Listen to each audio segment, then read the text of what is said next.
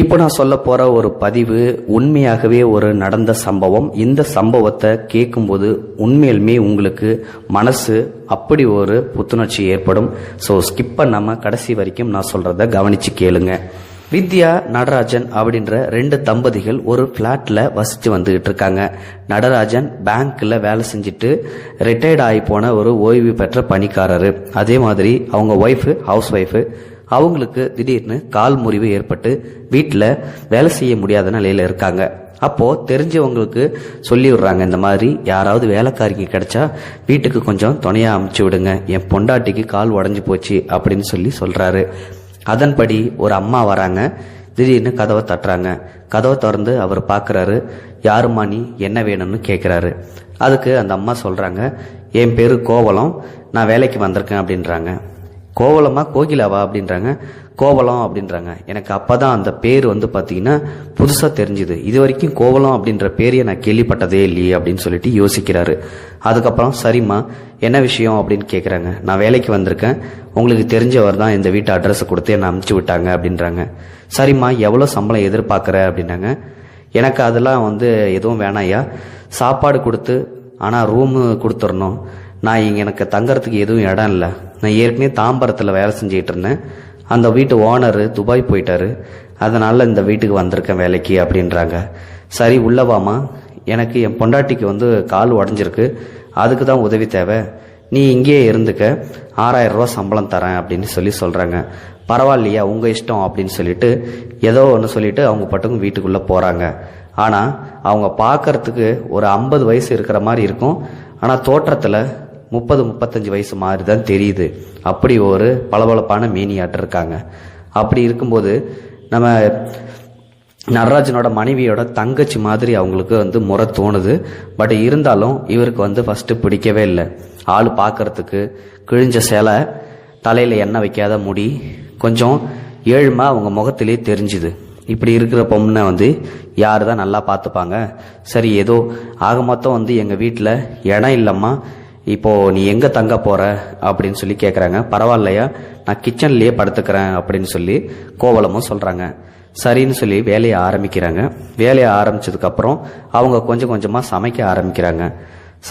முத நாள் சமைக்கும்போது நடராஜனுக்கு பிடிக்கவே இல்லை. என்ன சாப்பாடு இது, கொஞ்சம் கூட பிடிக்கவே இல்லையே அப்படின்னு கடுப்பில் என்ன பண்ணுறது, மனைவிக்கு கால் உடஞ்சிச்சு, இதெல்லாம் சாப்பிட்டு தான் ஆகணும் அப்படின்னு சகிச்சுக்கிட்டு சாப்பிட்டுட்டு இருக்காங்க. ஒரு நாள் முட்டைக்கோசை வேக வைக்கிறேன்னு சட்டியை கருவு விட்டுறாங்க. அப்போது நடராஜனோட மனைவியே ஏஞ்சி திட்டுறாங்க. என்ன நீ இப்படி தான் சமைப்பியா, சட்டியை கருவு விட்டியே, உன் நினப்பு எங்கே இருக்குது, ஒழுங்காக வேலை செஞ்சா செய், இல்லாட்டி இங்கேருந்து போயிடு, எதுக்கு எங்கள் உயிரை வாங்குற அப்படின்னு திட்டுறாங்க. மன்னிச்சுக்கோங்கம்மா, ஏதோ ஒரு நினப்பில் விட்டுட்டேன் அப்படின்னு சொல்கிறாங்க.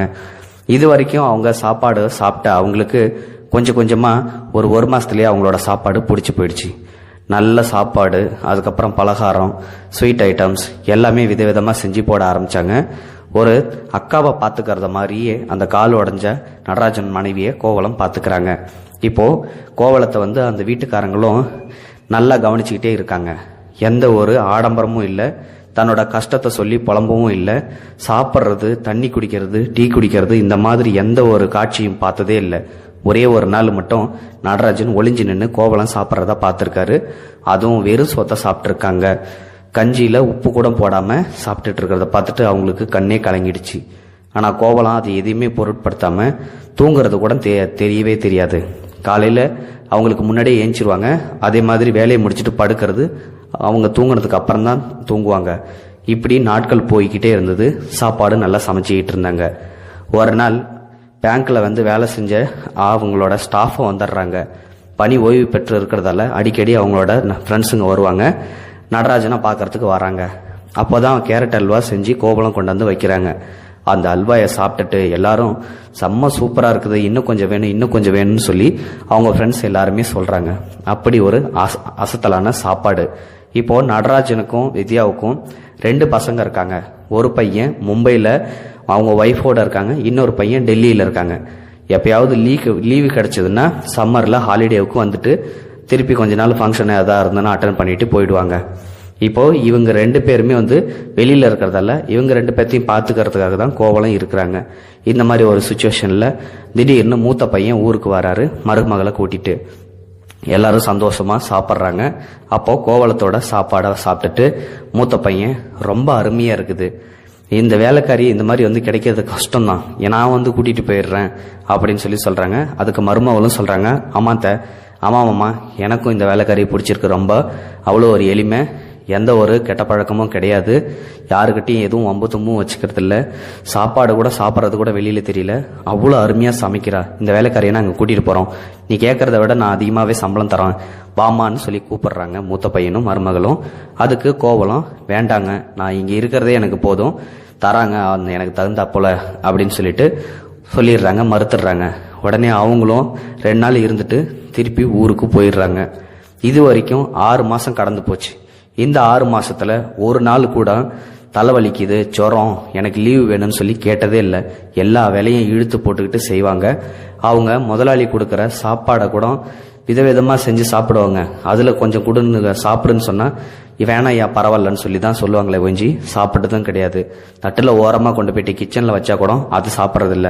வெறும் சோத்துல தண்ணியில் ஊற்றி உப்பு போடாமல் தான் சாப்பிடுவாங்களாம். அதோட தீபாவளி பொங்கல்னு சொல்லி சாரியாவது மாற்றி கட்டுமான்னு சொல்லி புடவை கொடுத்துருக்காங்க. அந்த புடவை எதுவுமே கட்டாமல் சைடில் அப்படியே வச்சுருந்துருக்காங்க. அவங்க அந்த கட்டிட்டு வந்த புடவையை மட்டும்தான் 2-3 மாற்று துணியோட வச்சு இங்கிட்ட வந்து நடமாடிட்டு இருந்திருக்காங்க. திடீர்னு ஒரு நாள், ஐயா நான் பூந்தமல்லி வரையும் போயிட்டு வரணும்னு சொல்லி கேட்குறாங்க. திடீர்னு வந்து கேட்கும்போது, அதுவும் தயக்கமாக கேட்கும்போது, என்னம்மா வேலைன்னு சொல்லி கேட்குறாங்க. எந்த ஒரு பதிலுமே சொல்லாமல் அப்படியே நிற்கிறாங்க. சரி போயிட்டு வா அப்படின்னு சொல்லி அவங்களும் அமுச்சு விட்றாங்க. கோவலம் எல்லா சாப்பாடு எல்லாத்தையும் தான் சமைச்சிட்டு மதியத்துக்கு உங்களுக்கு தேவையானதை செஞ்சு கொடுத்துட்டு அப்புறமா நான் போகிறேன்யா அப்படின்னு சொல்கிறாங்க. அதெல்லாம் ஒன்றும் வேணாம், 6 மாதத்துக்கு அப்புறம் நீயே இப்போ தான் அரை நாள் லீவு கேட்டிருக்க, எந்த சமையலும் செய்யலாம் எல்லாம் நாங்கள் பார்த்துக்குறோம், நீ போ அப்படின்னு சொல்லி அமுச்சு விட்டுறாங்க. உடனே அந்த வேலைக்காரியும் போகிறாங்க. மறுநாள் சாயங்காலம் தான் வராங்க. வீட்டுக்குள்ளே வந்த உடனே ஒரு தயக்கத்தோட, ஐயோ பொண்டாட்டியால் ஏந்திரிக்க முடியாது, இவருக்கு சமைக்க தெரியாது, இப்படிப்பட்டவங்களில் தனியாக விட்டுட்டு போயிட்டு நம்ம வரமே அப்படின்ற தயக்கத்தோட உள்ளே வராங்க. மன்னிச்சிருங்க ஐயா கொஞ்சம் லேட் ஆகிடுச்சின்னு சொல்லிட்டு உள்ளே வந்துட்டு காஃபியை போட்டு கொடுத்து உளுத்த பருப்பு உருண்டிய சாப்பாட்டில் செஞ்சு கொடுக்குறாங்க. சாப்பிட்றாங்க. சாப்பிட்டுட்டு அதுக்கப்புறம் தூங்க போயிடுறாங்க. மறுநாள் காலையில், ஏங்க நான் நைட்டெல்லாம் கிச்சனில் போய் பார்த்தேன், கோவலம் செம்மையாக அழுதுகிட்டே இருந்தா, என்னன்னு கொஞ்சம் கேளுங்க. நான் என்னத்தை கேட்கறது, நான் எத்தனை தடவை கேட்டாலும் ஒன்றுமே சொல்ல மாட்டேன்றா அப்படின்னு சொல்லி அவங்களும் 2 பேருக்குள்ளே பேசிகிட்டு இருக்காங்க. அப்போதான் திடீர்னு காலிங் பெல் அடிக்குது. காலிங் பெல் அடித்த உடனே ஒரு 30 வயசில் ஒரு பையன் வரான். எங்கள் அம்மாவை கூப்பிடுங்க அப்படின்றாங்க. நீ யாருப்பா, யார் தேடி இங்கே வந்த, யார் உன்னோட அம்மா, உனக்கு யார் வேணும்னு கேட்குறாங்க. எங்கள் அம்மா பேர் கோவலம், அவங்க இங்கே தான் இருக்கிறதா சொன்னாங்க, எங்க கூப்பிடுங்க அப்படின்றாங்க. என்னது கோவலம்மா, கோவலத்துக்கு யாருமே இல்லை, நான் ஒரு அனாதனில் எங்ககிட்ட சொன்னான், அதனால தானே நாங்கள் வீட்டிலேயே வேலைக்கு வச்சோம். இந்தாம்மா கோவலம் இங்கே வா, உன் பையன்னு சொல்லிட்டு யாரோ ஒரு பையன் இங்கே வந்திருக்கான், என்ன விஷயம்னு கேளு அப்படின்னு சொல்லி கோவலத்தை கூப்பிடுறாங்க. கோவலமும் வராங்க. இங்கே எதுக்குடா வந்த, உனக்கு என்ன வேணும், போ இங்கேருந்து அப்படின்றாங்க. எனக்கு ஒன்றும் வேணாம், வேணா நீ வந்து இங்கே எதுக்காக தேவையில்லாமல் கஷ்டப்பட்டுக்கிட்டு இருக்க, பாரு கிழிஞ்ச சேலை, வேலைக்காரிய ஒரு வேஷம், எவ்வளோ பெரிய கோடீஸ்வரி நீ, உனக்கு 2 கோடி ரூபா இருக்குது, வாங்கிக்க, செவனேன்னு வந்து வீட்டில் இரு, இல்லாட்டி அதையாவது வாங்கிக்க, உன் பிச்சை காசு ஒன்றும் எனக்கு தேவையே இல்லை, ஒழுங்கா போயிடு, நான் வந்து இங்கே செம்ம கடுப்பில் இருக்கேன், இதுக்கு மேலே இங்கே வந்து என்னை தொந்தரவு பண்ண செருப்பாலே அடிப்பேன் அப்படின்னு சொல்லி துரத்தி விட்டுறாங்க. இவங்க 2 பேரையும் பேசும்போது உத்து பார்த்துக்கிட்டே இருக்காங்க. உடனே அந்த பையன் என்ன சொல்கிறான், நானே எவ்வளோ தூரம் சொல்லி பார்க்குறேன், 2 கோடி ரூபா அசால்ட்டாக வேணான்னு சொல்கிற, எனக்கு ஒன்றும் வேணாம், நீ போயிட்டே இருறா, அதுக்கப்புறம் என்கிட்ட வந்து பணத்தை கொடுக்கல, அது கொடுக்கல, இது கொடுக்கல, உன்னை வந்து கடைசி காலத்தில் நாங்கள் தான் தூக்கி போடணும், அதை மட்டும் பார்த்துக்க, டேய் நீ ஒன்றும் என்னை தூக்கி போட தேவையில்லை, எனக்கு தூக்கி போடுறவங்களுக்கு என் பின்னால் 4 பேர் நல்லவங்க இருந்தால் போதும், ஐயா நீங்கள் என்னை தூக்கி போட மாட்டீங்களா ஐயா அப்படின்னு சொல்லி கோவலம் கேட்க, என்னம்மா இது கேள்வி, நீ எங்கள் வீட்டில் இருக்க, கண்டிப்பாக உன்னோட கடைசி காலத்தில் எங்கள் வீட்டில் நாங்கள் இருக்கும்போது முடிஞ்சதுன்னா நாங்கள் தாம்மா பார்ப்போன்னு சொல்லி அவரும் சொல்கிறாரு. அதோட அந்த பையனும் அங்கேருந்து ஏதோ பண்ணி தொலை, நான் போகிறேன், காசை வேணான்னு சொல்கிற ஒரே ஆள் நீ தான், கடைசி காலத்தில் கஷ்டம் தான் பட போகிற அப்படின்னு சொல்லிட்டு அந்த பையனும் போயிடுறான். உடனே அழுதுகிட்டே உள்ளே போகிறாங்க. இப்போது அவங்க 2 பேரும் கேட்கவே இல்லை. அவங்க கோவலம்மாவே வந்து, ஐயா அம்மா உங்ககிட்ட கொஞ்சம் பேசணும் அப்படின்னு சொல்லி சொல்கிறாங்க. என்னம்மா சொல்லு அப்படிங்கும்போது, எனக்கு கல்யாணம் ஆகி 2 பசங்க இருக்காங்க, அதில் ஒரு பையன்தான் இவன். 2 பசங்களா? ஐயோ, என் 2 பிள்ளைங்கள மறந்துட்டுனே. 2 பிள்ளைங்களையும் நல்ல இடத்துல கட்டி கொடுத்தாச்சு. ஒரு டிராவல்ஸ் ஆஃபீஸ் வச்சுருக்கோம். ஏக்கர் கணக்கில் எங்களுக்கு சொத்து இருக்குது. கல்யாண மண்டபம் பூந்தமல்லியில் கட்டியிருக்கோம். அந்த மண்டபத்தை விற்க போகிறதா நான் நேற்றுக்கு காய்கறி கடைக்கு போனேன்ல, அப்போ என் பையனை பார்த்தேன். அவன் தான் சொன்னான். அதனால தான் உங்கள்கிட்ட நான் நேற்றுக்கு 6 நாள் லீவு கேட்டுட்டு ரெஜிஸ்டர் ஆஃபீஸுக்கு போயிட்டு கையெழுத்து போட்டு வந்தேன். இவ்வளோ தான் ஏன் நடந்துச்சு. அந்த 2 கோடி ரூபா மொத்தம் 8 கோடி ரூபாய்க்கு விற்றுச்சு. அதில் 2 கோடி ரூபாய் எனக்கு பங்கு கொடுக்குறேன்னு சொன்னாங்க. அந்த 2 கோடியை தான் வேணான்னு சொல்லி சொன்னேன் அப்படின்னு சொல்லி சொல்கிறாங்க. ஏன் கோவலம், எதுக்கு நீ இவ்வளோ கஷ்டப்படுற? நான் நினச்சேன் உன்னோட தோற்றம் தான் பார்க்கறதுக்கு 30-35 வயசு மாதிரியே இருக்குது. ஆனால் உனக்கு வயசு 50ன்னு நினச்சப்பவே நீ பெரிய கோடீஸ்வரியாக தான் இருக்கணும்னு எனக்கு இப்போ தான் புரியுது. நான் கூட ஏதோ தானேன்னு உன்னை எடை போட்டுட்டேன். ஏன் கோவலம், நீ எதுக்காக கஷ்டப்படுற? அந்த 2 கோடியை வாங்கிட்டு கால் மேலே கால் போட்டு உட்காந்துட்டு ஜோராக சாப்பிட்லாம்ல அப்படின்னு சொல்ல, வேண்டாயா, அந்த மாதிரி உழைக்காம வர்ற காசு எனக்கு தேவையே இல்லை. என் வீட்டுக்காரரு ஒரு ஆக்சிடென்ட்ல இறந்து போயிட்டாரு. அதுக்கப்புறம் இந்த பசங்களே என்னை ஏமாத்துறானுங்க. அப்படி ஏமாத்தி திருப்பி கொடுக்குற காசை நான் வாங்கி என்னையா பண்ண போறேன்? அந்த காசு ஒன்று எனக்கு வேணவே வேணாயா அப்படின்னு சொல்றாங்க. எவ்வளோ சொல்லிட்டோம், நீ கேட்க மாட்டேன்றே கோவலம். சரி, உன் வேலையை பாரு அப்படின்னு சொல்லி அனுப்பிச்சு விட்டுறாங்க. அதுக்கப்புறம் இவங்க 2 பேரும் பேசிக்கிறாங்க. பாத்தியா, நம்ம எவ்வளோ பெரிய பணக்காரியை எங்கள் வீட்டில் ஒரு வேலைக்காரியை நம்ம அடைச்சி வச்சிருந்திருக்கோம். என்ன சொல்றதுன்னே எனக்கு தெரியல. சரி, இருந்துட்டு போட்டுங்க, அவள் பாட்டுக்கு அவள் வேலையை பார்க்கட்டும், நம்ம பாட்டுக்கு நம்மளா இருப்போம் அப்படின்னு சொல்லிட்டு நைட்டு எல்லாத்துக்கும் சாப்பாடு சமைச்சு போட்டு பரிமாறிட்டு அவங்க ரூமுக்கு தூங்க போயிடுறாங்க. கோவலமும் கிச்சனில் தரையில் படுத்துக்கிட்டாங்க. இப்போ காலைல ஏஞ்சி உடனே வராங்க. தினமும் காலைல ஏஞ்சி உடனே டிகேஷன் போட்டு ரெடியாக இருக்கும் கோவலம். இன்னைக்கு எங்கே கோவலத்தை காணோம்? கோவலம் என்னம்மா பண்ணுற அப்படின்னு சொல்லிட்டு அவன் நடராஜன் உள்ளே வராரு. கிச்சன் உள்ள காணோம். உடனே மனைவி கிட்ட சொல்கிறாங்க, இங்கே பார், கோவலத்தை காணோம் அப்படின்னோடனே முல்லை அவங்களும் நடந்து வராங்க. வந்துட்டு எங்கே உன்னையும் காணோம் அப்படின்னு சொல்லிட்டு பார்க்குறாங்க. ஒரு லெட்டர் மட்டும்தான் இருக்குது. அந்த லெட்டரில், ஐயா, அம்மா, என்னை மன்னிச்சிருங்க. எப்போ நான் ஒரு கோடீஸ்வரின்னு சொல்லி உங்களுக்கு தெரிஞ்சு போச்சோ, இதுக்கப்புறம் என்னை அதட்டி வேலை வாங்குற தன்மை உங்களுக்கு வராதுன்னு எனக்கு நல்லாவே தெரியும். எனக்கு ஏழ்மை தான் பிடிக்கும். அதனால தான் அந்த 2 கோடி ரூபாயே நான் வேணான்னு சொல்லி ஒதுக்கி என் பையனையே செருப்பால் அடிப்போம் போடான்னு சொல்லி துரத்தி விட்டது.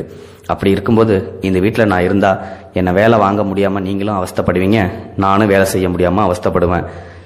அதனால் நான் இங்கேருந்து போகிறேன்யா. ஆனால் நான் சும்மா ஒன்றும் போகல.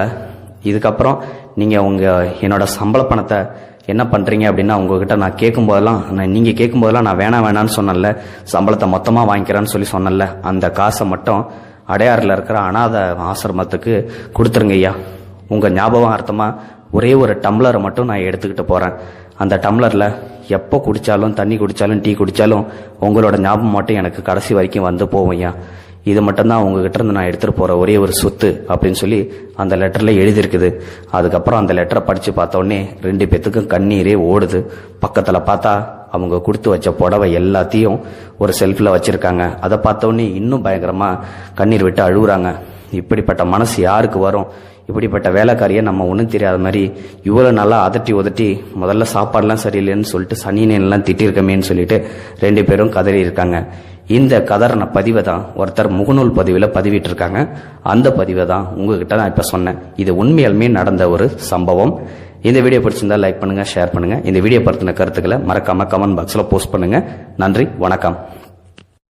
இது போன்ற செய்திகளை உடனுக்குடன் நீங்கள் தெரிந்து கொள்ள மறக்காமல் எங்களுடைய சேனலை சப்ஸ்கிரைப் செய்யவும், கூடவே பக்கத்தில் வரும் பெல் ஐக்கானையும் கிளிக் செய்யவும்.